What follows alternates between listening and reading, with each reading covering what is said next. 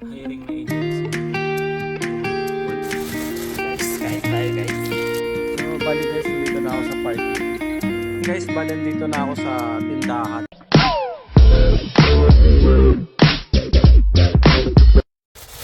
Guys, kain tayo guys.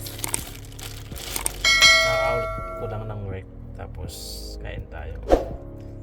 Sardinas. Pambansang ulam ng mga OFW dito sa Taiwan.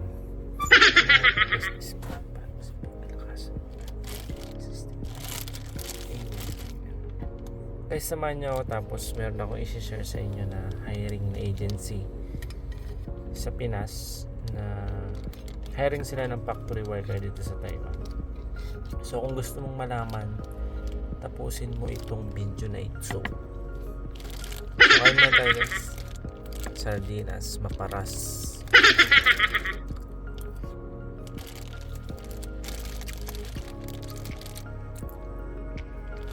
Pansin nyo, naka-plastic yung kanin. Galing kasi ito ng kantin. So kumuha lang ako ng kanin sa kantin kaninang tanghali.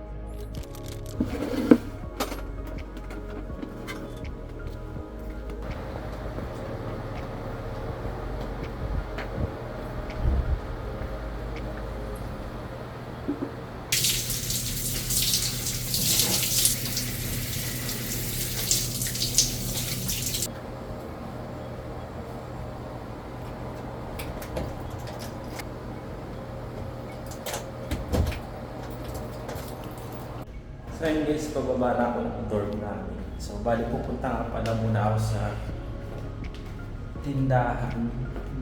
Bilihan din ng mga grocery. Kaso medyo mahal doon, pero bibili lang kasi ako ng kape. At naubos na nga kasi yung kape ko.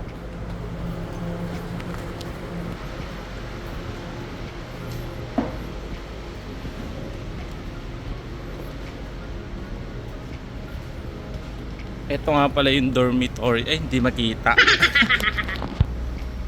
Madilim guys.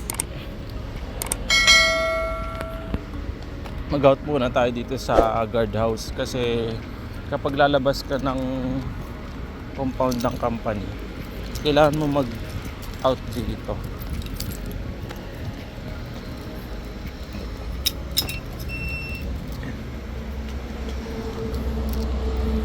Ito yung dormitory namin. Mumotor tayo kasi medyo malayo kapag nilakad yung tindahan. So bali guys, nandito na ako sa parking. So ayusin lang natin yung motor natin sa sasakyan. Hindi kong motorsiklo dito sa Taiwan.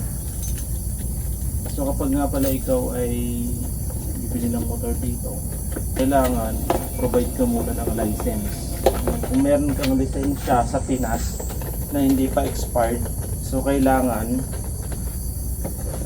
dala mo yung resibo.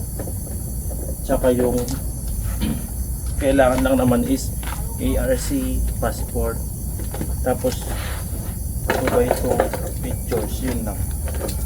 Hirap pag motor dito sa Taiwan nang walang lisensya. Kaya mas mainam na meron ka lisensya. Kasi accurate dito. Kapag natsempuan ka at natsyamba ng checkpoint tapos nakadisgrasya ka,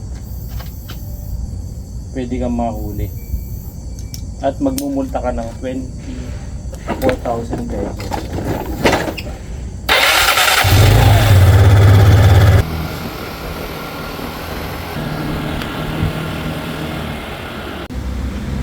So yun guys, balan dito na ako sa tindahan.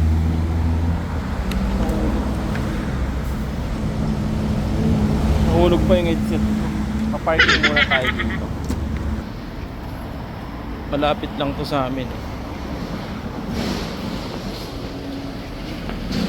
Tapos meron din dito mga dingdong ganyan, mga fudgy bar, tinapay, mga snacks. So meron din kape. So dahil 195